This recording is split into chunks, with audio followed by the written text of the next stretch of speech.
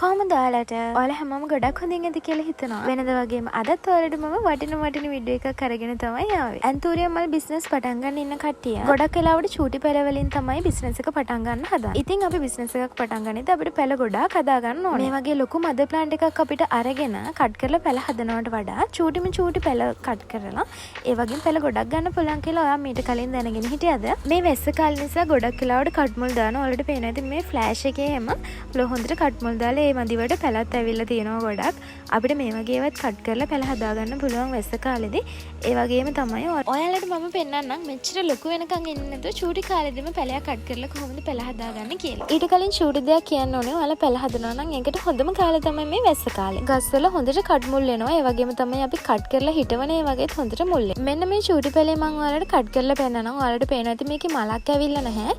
ඒත් මේ තියෙන වැස්සත් එක්ක හොඳට කට් මුල් දාලා ලස්සනට හැදිලා තියෙනවා. අපිට ලේසියෙන්ම මේක කට් කරගන්න පුළුවන්. ඒ වගේම තමයි මව් ශාකයක් කට් කරලා පැල ගන්න ප්‍රමාණයට වඩා මේ වගේ තරුණ ශාකයක් කට් කරාට පස්සේ අපිට ඒකෙන් පැල ගොඩක් ගන්න පුළුවන්. සාමාන්‍යයෙන් ගොඩක් කල් ගියාට පස්සේ මව් ශාකයක් එයාගේ තියෙන ශක්තිය අඩු වෙනවනේ. එතකොට එයාට පැල දෙන්න පුළුවන් ශක්තිය අඩුයි. ඒ වගේ නෙමෙයි මේ වගේ තරුණ ශාකයක් අපි කට් කළොත්, ඒ කියන්නේ මල් එන්න ආසන්න වගේ ශාකයක් අපි කට් කරොත්, ඒකෙන් අපිට ඊටාම කෙටි කාලයකදී ලොකු පැලස්සන්නක් ගන්න පුළුවන්. මම කියනවට ඔයාලා ළඟ තියෙන චූටි පැලයක් කට් කරලා බලන්න. මාසයක් දෙකක් ඇද්දි ගොඩක් ලොකු පැල ප්‍රමාණයක් පැලයක් කට් කරලා අපිට ගන්න පුළුවන්. අපි බලමු කොහොමද මේ වගේ පැලයක් කට් කරන්න කියලා. ඉතින් ඔයාලට පුළුවන් මේ වගේ විදිහට ප්ලාන්ට් එකක් තෝරගන්න. හොඳට කට් මුල් දාපු එකක් වුණොත් වඩාත් හොඳයි. මොකද ආධුනික කෙනෙක්ට නම් බය නැතුව මේ ප්ලාන්ට් එක කට් කරන්න පුළුවන්. ඉතින් කට් මුල් නැතත් ප්‍රශ්නයක් නැහැ. හැමදාම මම කියනවා වගේ ඔයා පැලයක් කට් කරද්දි එහෙම නැත්නම් ඔයා අලුතෙන් පැලයක් හිටවද්දි හිතේ විශ්වාසය කියන එක අනිවාර්යයෙන්ම තියෙනවා. මේක මට හදාගන්න පුළුවන් වේද? අනේ මේක මැරෙයිද? එහෙම නැතුව අනිවාර්යයෙන්ම මම මේක හදාගන්නවා කියන දේ හිතේ තියෙන්න ඕනේ. ඉතින් මම කැප්ටන් වලින් හොඳට හොදගත්ත පේපර් කටර් එකකින් තමයි කැපේ වලට පුළුවන් බ්ලේඩ් කලයක් පීයක් හරි මේකට පාවිච්චි කරන්න. උඩ කොටසට හොඳට තියෙනවා මුල්. ඔයාලට පේනවා ඇති 1 2 3 4 5ක් තියෙනවා මුල්. ඒ වගේම මේකේ යට කොටසටත් කොළ 3ක් එක්ක හොඳ නිරෝගී කෑල්ලක් ඉතුරු වෙලා තියෙනවා. අපිට පුළුවන් මේකෙන් ඊටාම කෙටි කාලයකදී පැල ගන්න. මම ඔයාලට ඉස්සරහට පෙන්නනම් මම එහෙම කට් කරලා ගත්ත පැල. ඊට පස්සේ වෙනද වගේම අපි මෙන්න මේ විදිහට කැප්ටන් ටිකක් දාලා බොටල් එකට වතුර ලීටරයකට කැප්ටන් යෝගට් හරි දෙකක් දාන්න. ඉතින් ඊට වැඩි වුණත් ප්‍රශ්නයක් වෙන්නේ නැහැ. මොකද මේ දවස්වල වැස්ස නිසා දිලීර රෝග බෝ වෙන්න බලනවා. ඒක නිසා පාංශු දිලීරයක් විදිහට අපිට කැප්ටන් පාවිච්චි කරන්න පුළුවන්. පොඩ්ඩක් වැඩි. මම කැප්ටන් ටික ඒ විදිහට එකතු කරගත්තා. ඊට පස්සේ අපි මේක වහගෙන හොඳට හොලවලා මික්ස් කරගෙන ප්ලාන්ට් එකට ඉහි ගන්න පුළුවන්. ඉතින් මේ දවස්වල හොඳටම වහින නිසා අනිවාර්යයෙන්ම සතියකට සැරයක් ඔයාගේ වගාවට දිලීර නාශකයක් එකතු කරන්න. එහෙම එකතු කරද්දී ගොඩක් සැර දිලීර නාශක එකතු කරන්න එපා. මොකද නිතර ගොඩක් සැර දිලීර නාශක ඔයාගේ වගාවට එකතු කළොත් ඒවට දිලීර හුරු වෙලා ඊට පස්සේ අපේ වගාවට බැරි වෙලා හරි කවදා හරි ලෙඩක් ආවොත් එහෙම අපිට ඒක වඳ කරගන්න දිලීර නාශකයක් හොයාගන්න බැරි වෙනවා. ඒක නිසා සාමාන්‍යයෙන් අපිට නිතරම පාවිච්චි කරන්න පුළුවන් විදිහ කැප්ටන් වගේ දිලීර නාශකයක් හොඳයි. හෝමයි ඇන්ත්‍රකෝල් වගේ දිලීර නාශක අපි සතියකට සැරයක් පාවිච්චි කරන්නේ නැහැ.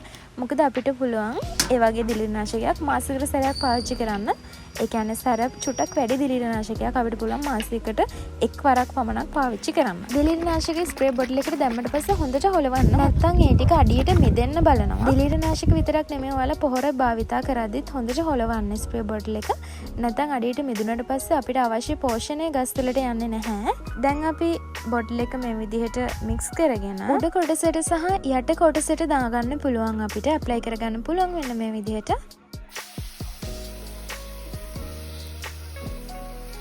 වැස්ස වැඩි නිසා තලපයක් විදිහට ගා ගන්න නම් එහෙම ගා ගන්නත් පුළුවන්. ඔයාලට අඟුරු ගන්නත් පුළුවන් දිලීර නාශකයක් විදිහට. මම ඊට කලින් වීඩියෝ එකකට ඔයාලට ඒ ගැන කියලා දීලා තියෙන. ඉතින් මම ඩිස්ක්‍රිප්ෂන් බොක්ස් එකට ඇඩ් කරන්නම් ඒ ගැන. ගොඩක් වෙලාවට ලොකු මුදලක් වේදම් කරලා අපිට ගන්න සල්ලි නැහැ නේ දිලීර නාශක වගේ දේවල්.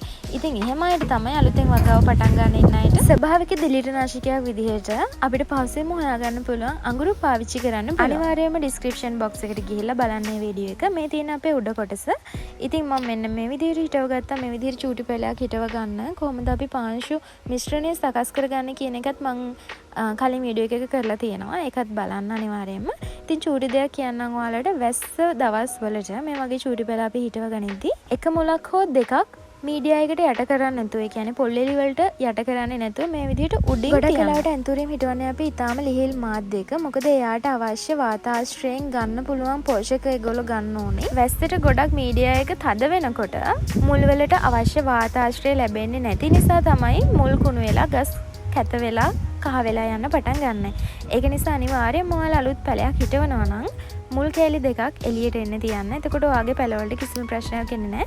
එයාට අවශ්‍ය වාතාශ්‍රය සාමාන්‍ය පරිසරයෙන් ගහට උරා ගන්නවා. ඉතින් මේ තියෙන්නේ මම මේ වගේ මාස 4කට හෝ 5කට උඩදී කට් කරපු ගහක්. ලොකු ගහකුත් නෙමෙයි. මේක සාමාන්‍ය ප්‍රමාණයේ ගහක්. ඒ කියන්නේ මදර් ප්ලාන්ට් එකක් නෙමෙයි. මල් එන්නත් කලින් තමයි මම මේ ගහ කට් කරේ. ඉතින් ඔයාලට පේනවා ඇති අපිට මේකෙන් ගලව ගන්න පුළුවන් පැල ගොඩක් ප්‍රමාණයක්. තරුණ අයට ජවය වැඩි නිසා ඉක්මනට පැල ගොඩක් අපිට දෙනවා. ඉතින් ඔයාලටත් පුළුවන් මේ ක්‍රමේ try කරලා බලන්න. අනිවාර්යයෙන්ම හරියනවා. පැල අස්සන්න වැඩි ප්‍රමාණයක් අපිට ගන්න පුළුවන්. මේ විදිහට මුල් නැතුව කැඩුනට බය වෙන්න එපා. ඔයාලට පුළුවන් කොක්කෝ පෙලට්ස් වල දාන්න. ඒ වගේම මම කියලා දීලා තියෙනවා මුල් නැති පැල කොහොමද පැල කරගන්නේ කියලා.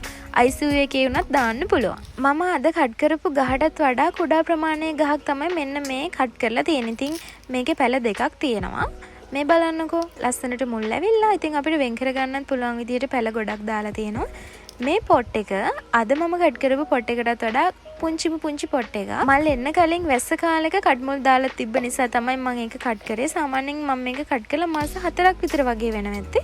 ඕ මට මතක විදිහට ඒ වගේ කාලයක් තමයි වෙනවා ඇත්තේ. ඉතින් බලන්නකෝ ඒ වගේ චූටි කාලෙකින් අපිට මේ වගේ පැල වෙන් කරගන්න පුළුවන් හැකියාව තියෙනවා. අනිවාර්යයෙන්ම මම මේ කියපු දේ ඔයාලා try කරලා බලන්න. සාර්ථක ප්‍රතිඵල ගේනවා. ඉතින් ඔයාලගේ අතින් මුල් නැතුව මේ ගස් කට් වුණොත් ඔයාලට පුළුවන් ICU එකේ දාන්න. මම මීට කලින් දාලා තියෙන වීඩියෝ එක ICU එකක් හදාගන්නේ කොහොමද කියලා. මැරෙන්න යන පැල සහ මුල් නැති පැල අපි කොහොමද ගොඩ දාගන්නේ කියලා. ඉතින් අනිවාර්යයෙන් මේ වීඩියෝ එකත් බලන්න. ඉතින් හැමදාම මගෙත් එක්ක එකතු වෙලා ඉන්න ඔයාලා හැමෝගෙම සියලුම ඔගා කටයුතු සර්වප්‍රකාරයෙන්ම සාර්ථක වෙන්න කියලා ප්‍රාර්ථනා කරනවා. ඉතින් අදට වීඩියෝ එක ඉවරයි. තවත් දවසකින් ලස්සන වීඩියෝ එකකින් හම්බ වෙනකන් පරිස්සමින් සතුටින් ඉන්න.